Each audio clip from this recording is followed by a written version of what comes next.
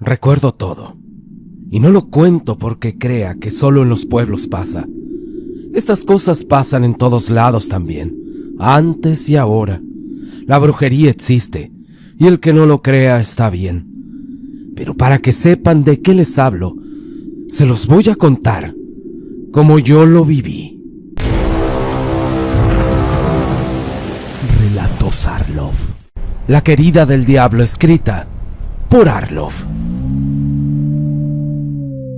Yo estaba casada con Severo. Un matrimonio algo arreglado. No era un anciano, pero sí era mayor que yo.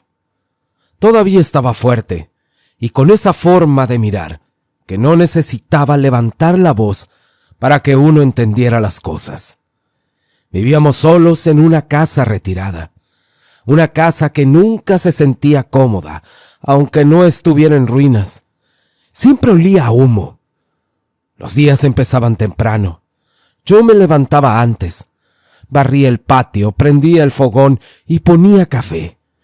Cuando él despertaba, ya estaba sentado esperando, y nunca decía buenos días. Solo miraba la taza y preguntaba si ya estaba. Y aunque lo estuviera, decía que estaba frío, o que no sabía igual que otros días. Siempre había algo mal. Y no es que estuviera enojado, era por costumbre. Él siempre comía despacio, y a veces miraba como si estuviera revisándome algo. Y si yo me tardaba, gritaba y me decía que me apurara, porque no tenía todo el día. Así se nos iba la mañana. Así era todos los días. Tenía esa forma de hacerte sentir que estorbabas, aunque estuvieras haciendo todo bien. Después se sentaba afuera en una silla a ver el camino, y yo me quedaba limpiando. Y si salía, tenía que avisar a dónde iba. Él no preguntaba. Solo me decía que si cuánto me iba a tardar. El pueblo no estaba lejos, pero tampoco cerca. Toda la gente sabía cómo era Severo. Y los días se parecían tanto, que uno dejaba de contarlos, y solo sabía que era domingo, porque las campanas de la iglesia sonaban. Fue así durante mucho tiempo, hasta que llegó un joven. No recuerdo el día exacto, pero sí el momento. Venía por el camino, cargando herramientas al hombro. Caminaba despacio, y yo regresaba con un costal vacío, y nos cruzamos. Me saludó con un buenas tardes, y yo le respondí igual. Seguimos cada quien su camino. No pasó nada más, pero algo se había quedado ahí. No pensé en ese día ni al siguiente, pero empezó a aparecer seguido, a veces en el camino, a veces en el pueblo, a veces a lo lejos. Nunca se acercaba de más, ni hablaba de más. Y una tarde Severo me preguntó, ¿ya viste al joven que llegó al pueblo? Yo le dije que no. Aunque no era cierto, yo no tenía nada que ver con él. Yo seguía con lo mío, y él tampoco dijo más, pero se quedó callado de una manera que pesaba. Desde entonces empezó a corregirme más. Si barría decía que quedaba sucio, si cocinaba decía que no sabía igual, si me sentaba un rato decía que no hacía nada, y una vez me soltó que antes yo no era así. Y no le pregunté a qué se refería, porque con él no se podía preguntar. Yo empecé a salir un poco más, diciendo que iba al pueblo a caminar, y él no me prohibía, pero cada vez que regresaba, algo estaba fuera de lugar. Un comentario, una mirada, un silencio. Una noche Severo cenó sin hablar, y cuando terminé de recoger, me dijo que no le gustaba que anduviera tanto tiempo afuera. Yo le contesté que no hacía nada malo, y él dijo, «Eso dices tú». Yo me fui a acostar sin responderle nada. Un día de tantos, Severo llegó y desde que entró, supe que no venía bien. No porque gritara ni nada, sino por la forma en que cerró la puerta y dejó las cosas. Me miró y me dijo: «¿No vas a decirme nada?». Yo seguí en la cocina moviendo lo poco que había, y le contesté: «Ya está la cena, siéntate». Se sentó y empezó a comer, y a los pocos bocados dijo que eso no sabía igual, y que últimamente todo lo hacía mal. Yo no le respondí, y eso le molestó más. Dejó el plato a medias y me dijo: «Ven, siéntate aquí». ¿Ya sabes para qué? Yo le dije que no, que estaba cansada. Él solo se rió con una risa que no me agradó y dijo: «Siempre estás cansada, cuando no quieres cumplir conmigo. No te hagas, eres mi mujer». Yo le contesté que me dejara, que mejor mañana. Él se paró y dijo: «Aquí se hace lo que yo digo. No estés creyendo que puedes hacer lo que se te antoje». Yo sentí que no podía más. No le grité ni lloré, solo le dije: «Ya cena, por favor. Come y acuéstate». Pero él se molestó más. Me dijo que no le hablara así, que si quién me creía. Yo me seguí moviendo para no quedarme frente a él. Al final se comió la comida, pero al rato empezó a decir que le cayó mal, que le dolía el estómago. Me preguntó qué le había puesto y le dije que lo mismo de siempre, lo que había. Se levantó despacio, se agarró del borde de la mesa y me dijo: «No te vayas a mover, ahorita arreglamos lo pendiente». Se fue de ahí hablando solo, diciendo que siempre era lo mismo conmigo. Yo me quedé en la cocina, escuchándolo caminar de un lado a otro. Empezó a quejarse, a decir que le ardía por dentro. Me gritó: «Tráeme agua». Yo se la llevé. Me dijo: «Si me pasa algo, va a ser tu culpa».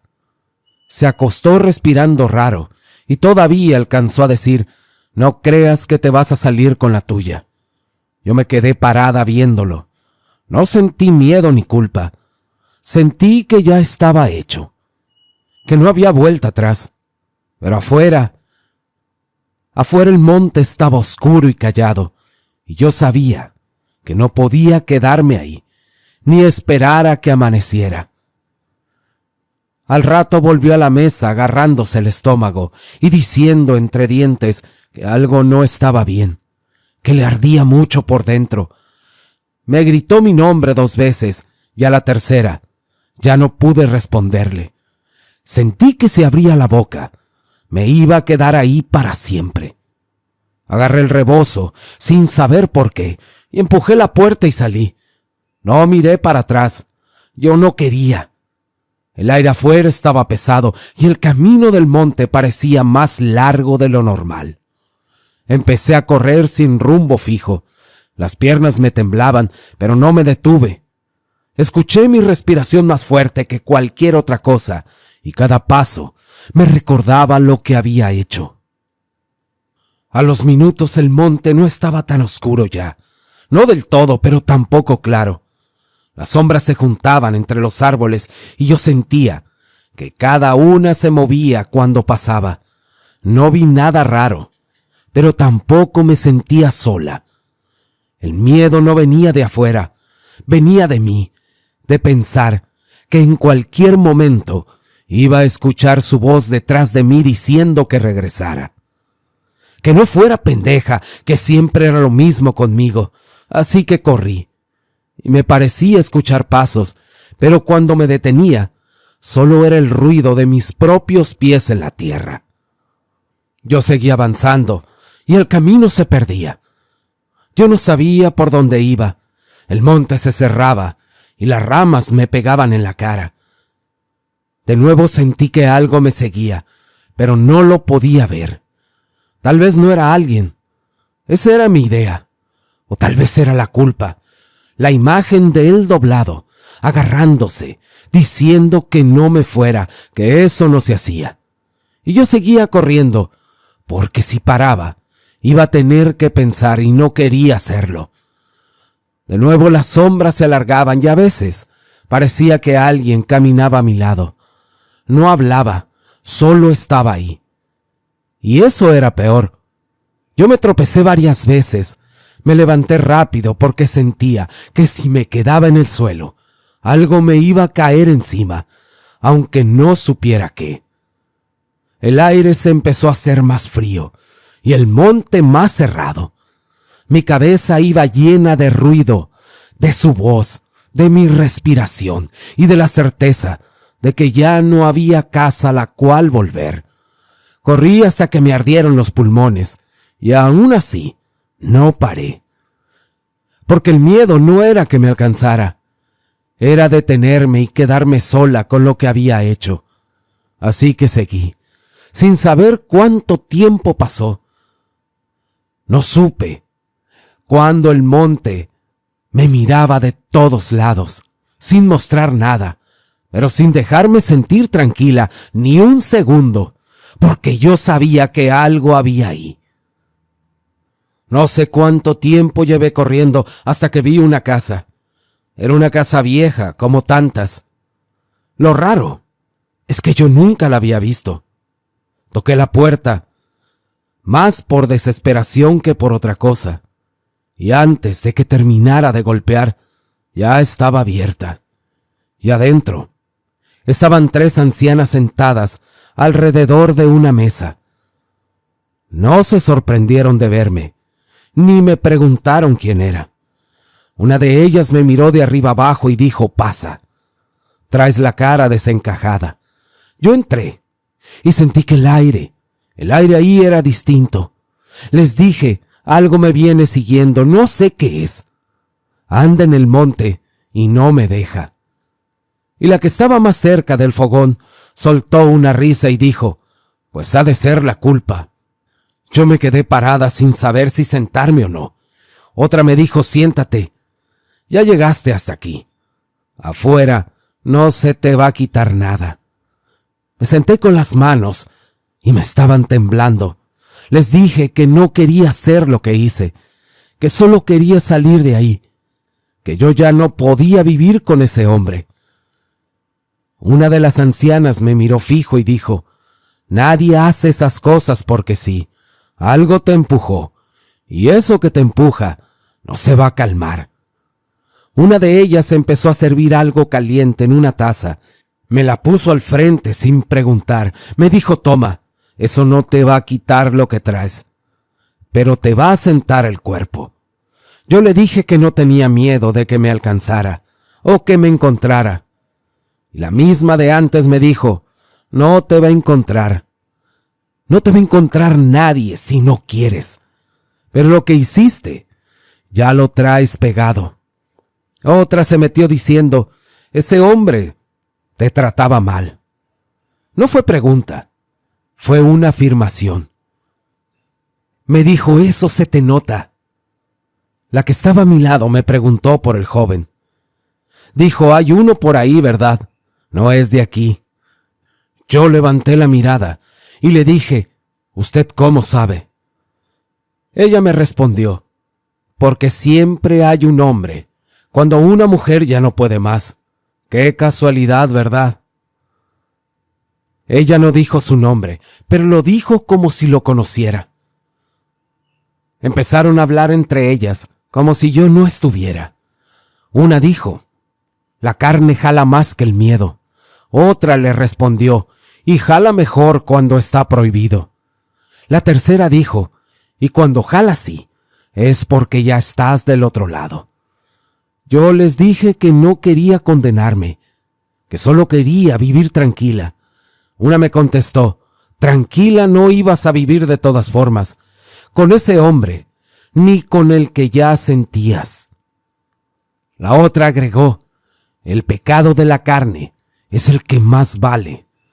Es el que más vale la pena, porque se siente en tu cabeza y en tu cuerpo». Yo les pregunté qué iba a pasar conmigo. Una se acercó y me dijo: «Cambiar de lado no es gratis. Nunca lo ha sido, pero tampoco lo es quedarse donde te están matando despacio».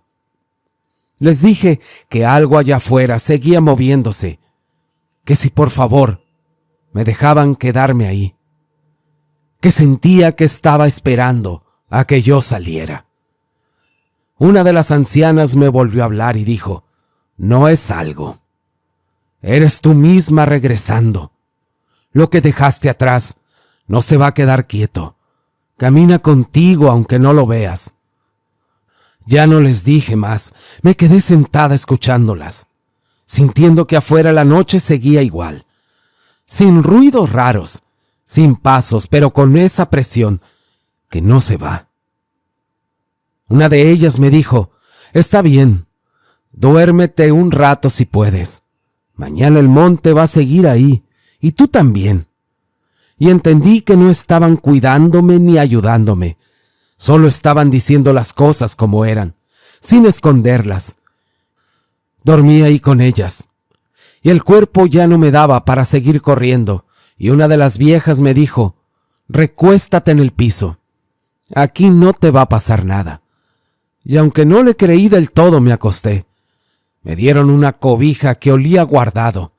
El piso estaba bien frío y sucio, pero después de todo lo que había pasado, era mejor que estar afuera.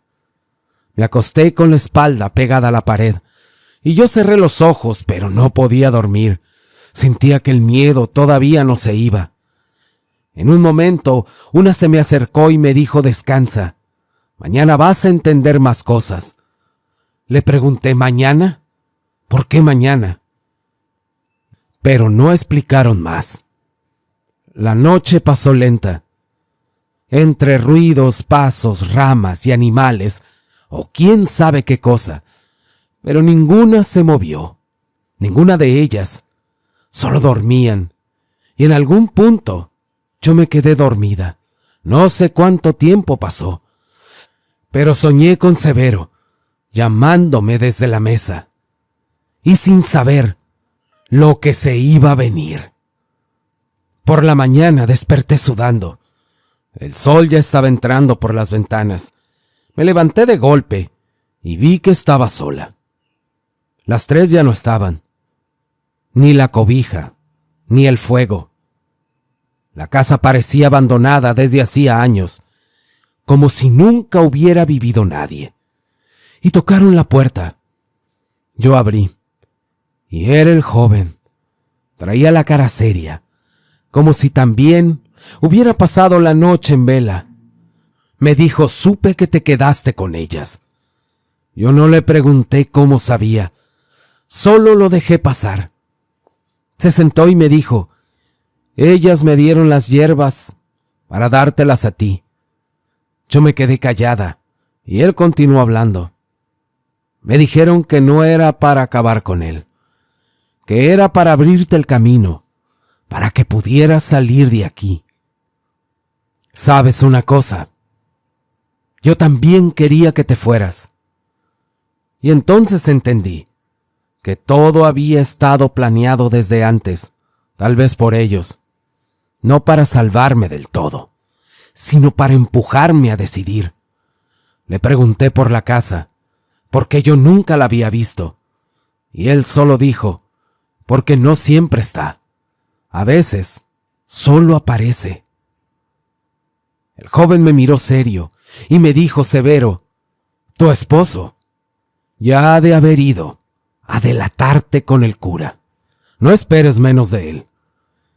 Y para que sepas algo, cuando tú y yo nos escapábamos, aquellas veces, él nos veía. Yo lo vi quedarse mirando. No decía nada. Solo se quedaba ahí parado con esos ojos que no eran de enojo ni sorpresa. No, señor, eran ojos de lujuria. Le gustaba vernos, le gustaba ver cómo disfrutábamos, saber que ya no era suya del todo. Esas palabras me cayeron como un golpe, porque algo dentro de mí siempre lo había sospechado. Recordé noches en que Severo se quedaba callado, mirándome. El joven me dijo: mira, Mari, Pudo habernos detenido. Pudo haber dicho algo en el pueblo, pero no lo hizo. Y eso dice más de él que de nosotros. Yo sentía rabia y vergüenza mezcladas. Le pregunté, entonces, ¿por qué ahora sí? ¿Por qué ahora iría con el cura? Y me dijo, porque ya no le queda más. Porque perderte era peor que quedar callado. Y cuando un hombre así queda, solo busca castigo para los demás, no para él. Él quiere que los demás te castiguen. Me levanté y empecé a caminar de un lado a otro. Sentía que el pecho se me cerraba. Le dije que no podía ir a la iglesia después de todo eso. Él me respondió, tienes que ir. No para pedir perdón, no para decir toda la verdad, sino para enfrentarlo, para que no seas tú la que huye otra vez. Yo lo miré y le dije, ¿y si me señalan? ¿Y si me llaman pecadora? ¿Y si me obligan a regresar con él? El joven dijo, confía en mí, no vas a ir sola. Esto lo vamos a enfrentar juntos. Y eso de pecadora, no vas a ser la primera ni la última. Lo peor es que te dirán bruja. Solo que no corras. Ya corriste bastante. Ve a la iglesia, míralo a la cara, deja que te diga lo que quiera decir. Yo voy a estar ahí. Yo sentí miedo, sentí mucho miedo, pero también sentí algo distinto, como si por primera vez desde hacía tiempo no estuviera sola cargando con todo. Miré hacia la puerta, hacia el camino que llevaba al pueblo, y le dije, está bien, vamos a la iglesia. Y mientras lo decía, sentí que algo dentro de mí se apretaba, no por mi esposo, y no por la culpa. Cuando llegamos a la iglesia, Fer me dijo, aquí te espero. Yo lo miré y le dije, pero me dijiste que me ibas a acompañar. Y él respondió, sí te dije eso, pero no te dije que iba a entrar. Dentro de la casa de Dios, no me ven con buenos ojos. Aparte, si entro, me pone muy incómodo. Yo fruncí el ceño y le dije, no sé si quiero ir sola. Él solo se acercó a mí, me tomó por los hombros y me dijo, no hay otra opción. Y yo nunca dije que iba a ser fácil. Y mientras caminaba hacia la puerta, me miró serio y me añadió, recuerda todo lo que hablamos. No es solo por ti, es por lo que va a pasar después. Entré y sentí los bancos fríos bajo mis manos cuando los iba tocando. El olor a veladora y flores viejas estaba por todos lados. Me senté y traté de concentrarme, mientras Fer se quedaba fuera parado. Yo escuché a lo lejos que alguien murmuraba detrás del altar y de repente lo vi. El cura apareció. Me miró con esa mezcla de curiosidad y juicio. Y mientras trataba de calmar mi corazón, escuché a Fer decir desde la puerta, no te preocupes. Yo temblaba mientras el cura se me acercaba. La voz se me acortaba y le dije, padre, ¿está Severo aquí? Él me dijo, sí. Aquí está, hija. Y ya me contó que usaste brujería. Y eso aquí en el pueblo no es bien visto. Mira nomás, trataste de acabar con tu esposo. Y eso Dios no lo ve bien. Yo sentí que el aire se me cerraba, que el mundo se hacía pequeño. Pero él seguía. Mira, tu esposo es puro de corazón. Te quiere mucho, te quiere más que a nada. Y está dispuesto a perdonarte. La culpa me subía por el pecho, pero él seguía hablando. Mira, si no, yo mismo le voy a decir al pueblo que eres bruja. Don Severo es muy bueno con la iglesia, ha ayudado mucho, y ahora, arrepiéntete de todo, y ve y pídele perdón de rodillas. Pero yo quería salir corriendo, gritar que no podía, que eso no era lo que había pasado, que no era brujería, sino que solo había intentado escapar. Pero la voz no me salía, y mis manos se entrelazaban y me dolían. Yo balbucié. Le dije, Padre, no sé cómo decirlo. Él me interrumpió y me dijo, no me importa cómo lo digas, hija. Importa que lo hagas. Ahora arrodíllate y pide perdón.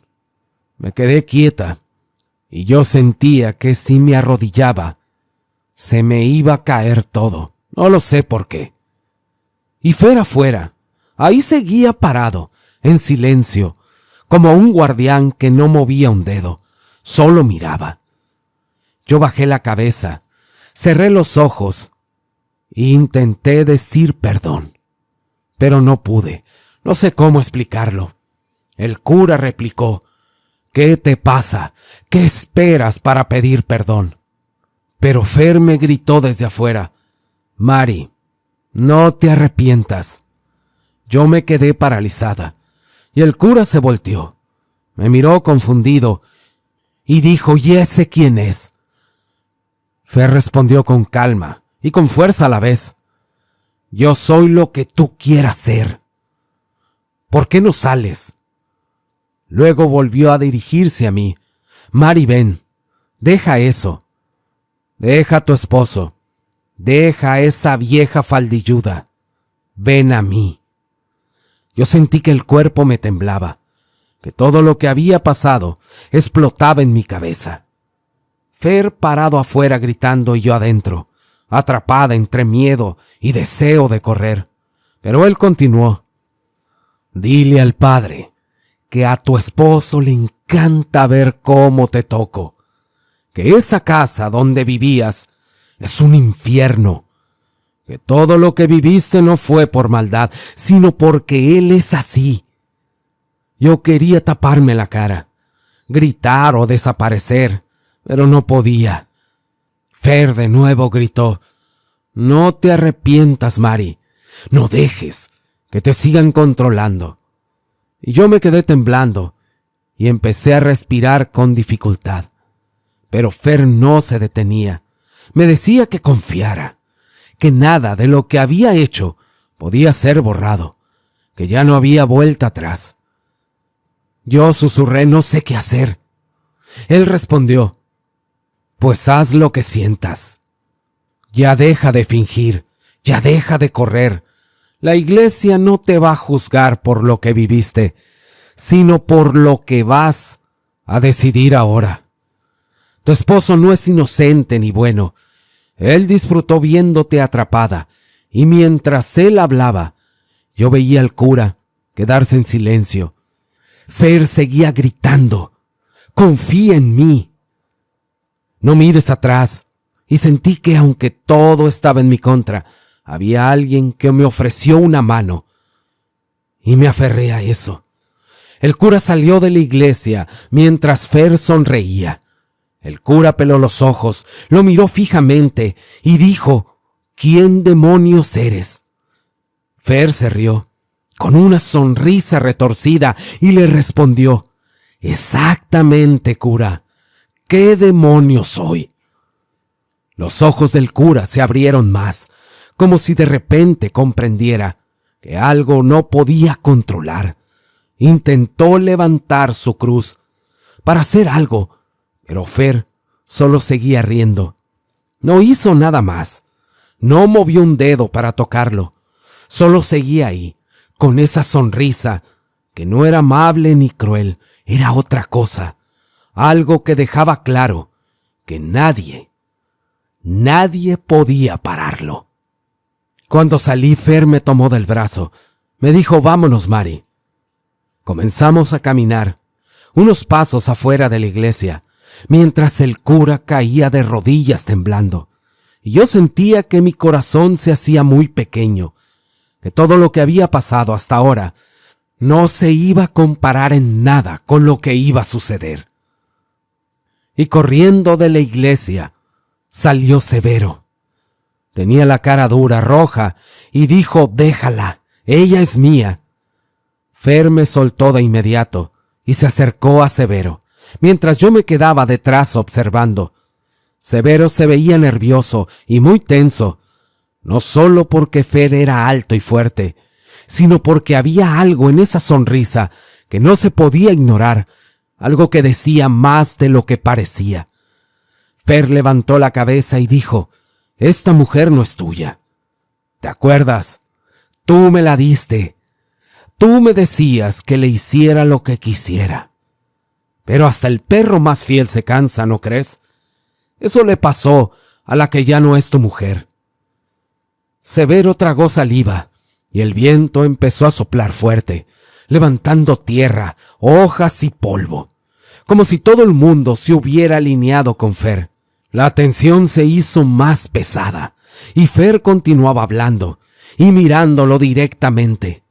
Le dijo: «Tu control terminó.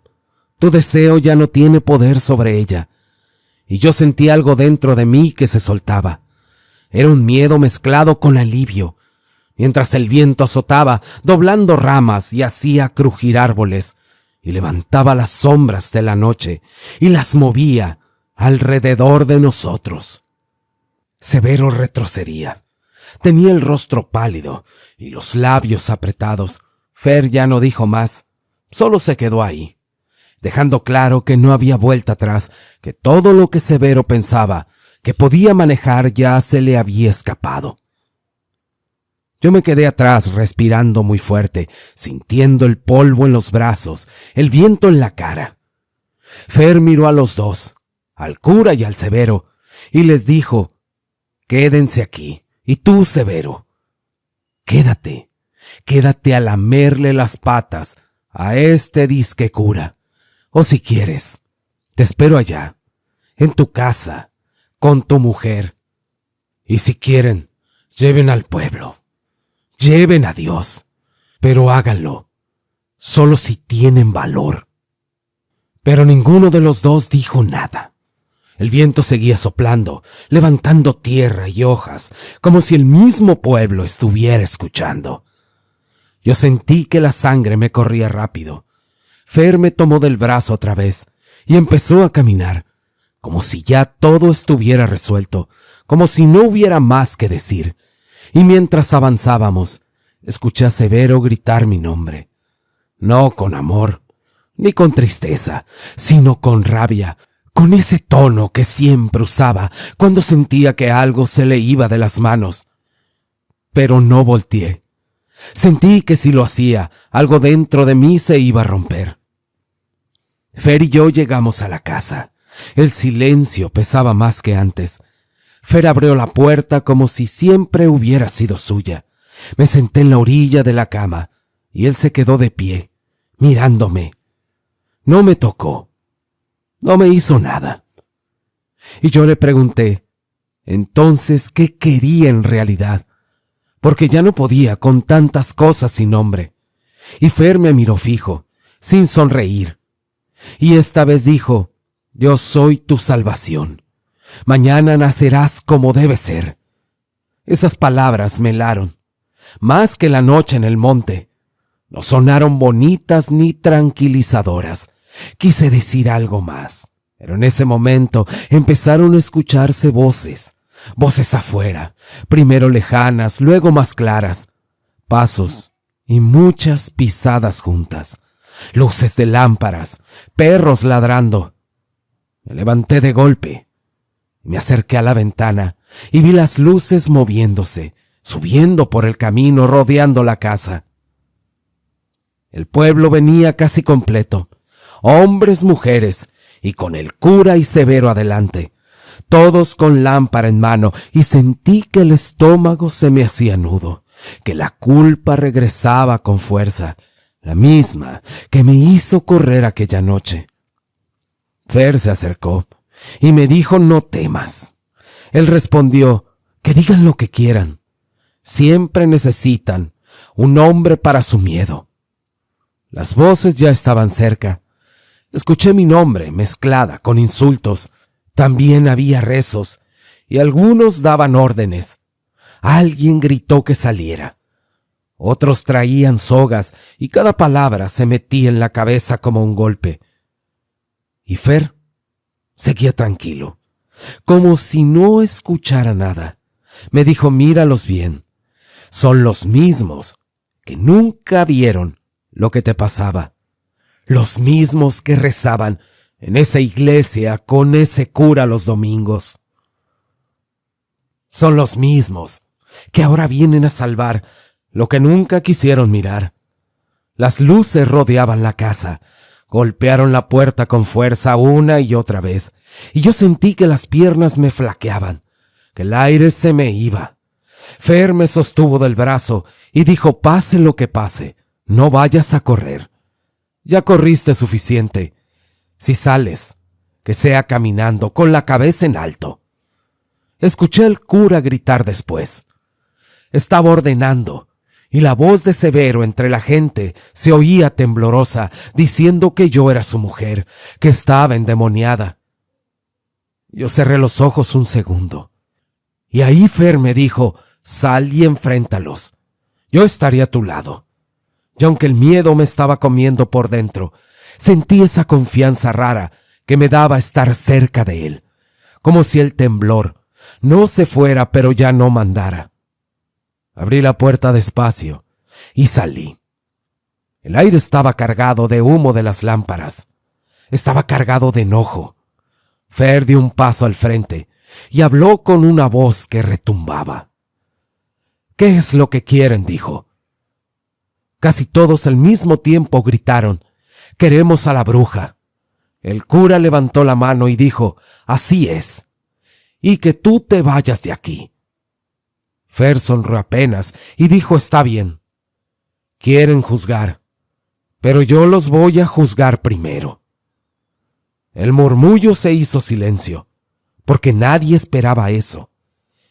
Al primero que señaló fue al cura. Le dijo: empecemos por usted, padre.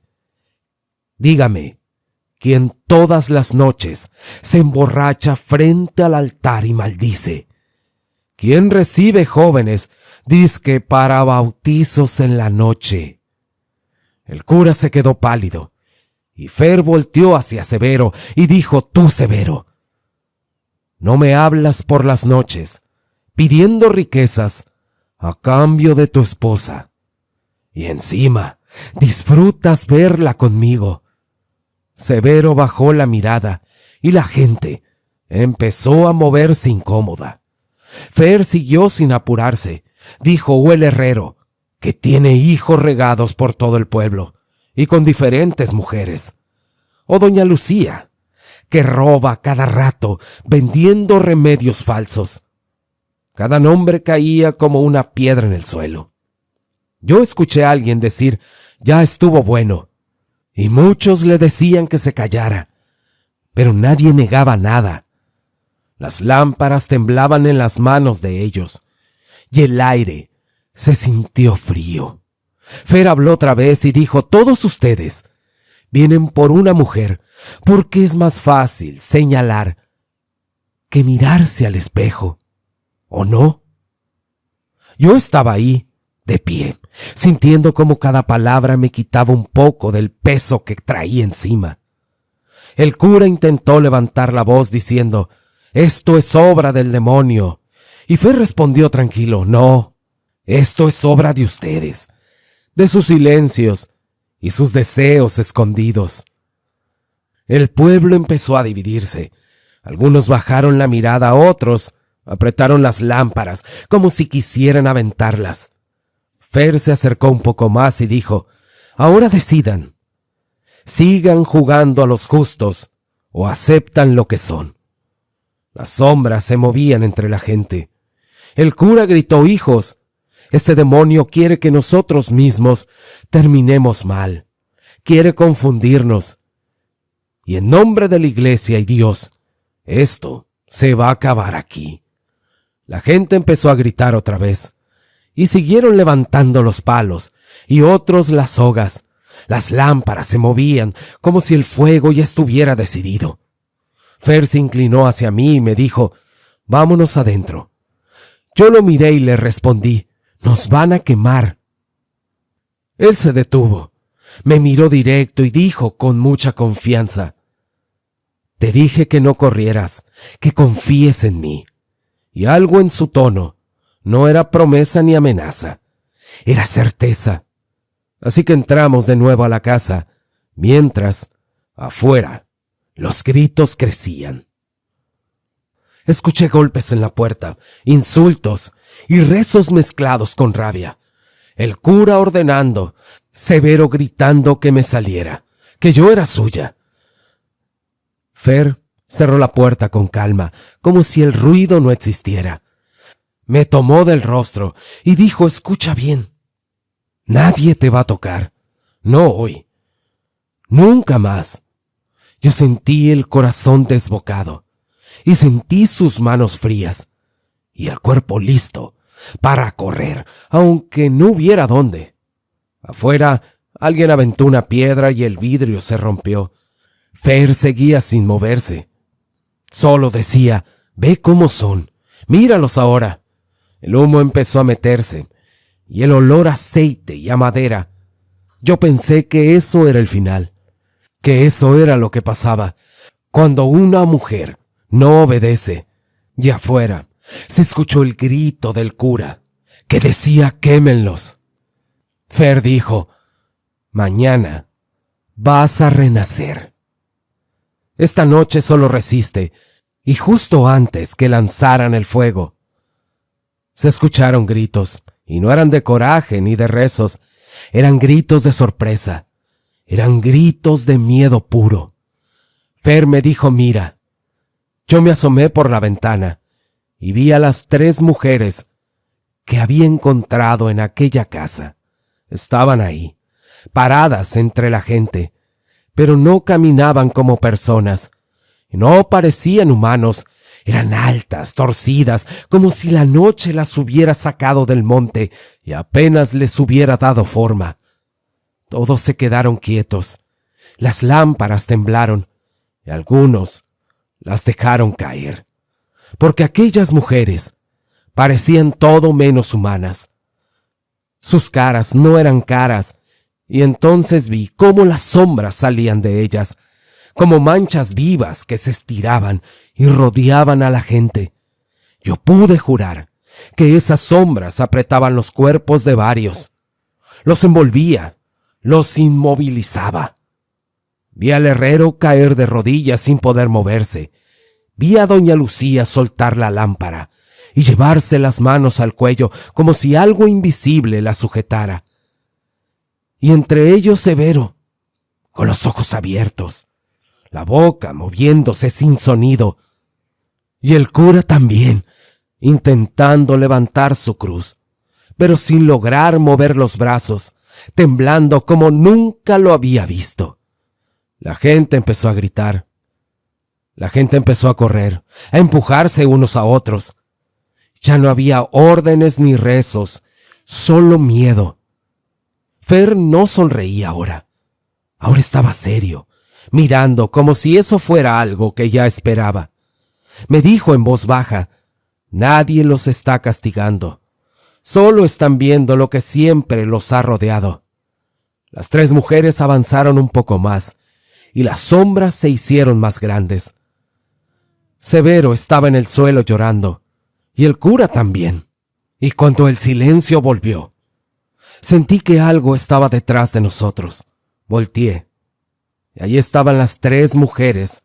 Simplemente estaban ahí, arrodilladas ante nosotros, con la cabeza baja, como esperando una orden que no venía de mí. Fer me soltó la mano despacio y me dijo: «Vete con ellas. Te van a enseñar todo. No aquí. No en este pueblo. Hay muchos caminos que debes andar, muchos años que te esperan». Miré a las mujeres y luego a él, y le dije: «Entonces ya no te volveré a ver». Fer sonrió, de esa forma que ya conocía. Él dijo: «Claro que sí. Claro que me volverás a ver. Y muchas veces». Las mujeres levantaron el rostro y por primera vez pude verle los ojos. No eran claros ni oscuros. Era como huecos llenos de sombra. Una de ellas me extendió la mano. Yo no sentí miedo. Fer dio un paso atrás, no se fue, y me dijo: recuerda, no te llevan por castigo, te llevan porque ya viste cómo es el mundo. Tomé la mano de la mujer y sentí de nuevo frío. Volteé a ver una última vez la casa. Volteé a ver última vez la iglesia a lo lejos, hacia el pueblo que ya no decía nada. Y entendí que ya no había nada para mí ahí. Las 3 mujeres empezaron a caminar hacia el monte, y yo con ellas. Con el tiempo conocí a otras mujeres como yo. No todas estaban marcadas. Algunas llegaban y se quedaban un rato. Otras solo pasaban, cada una con su historia. Pero había algo que nos unía, algo que no se podía explicar, algo que sentíamos en la espalda, en las manos, en la cabeza.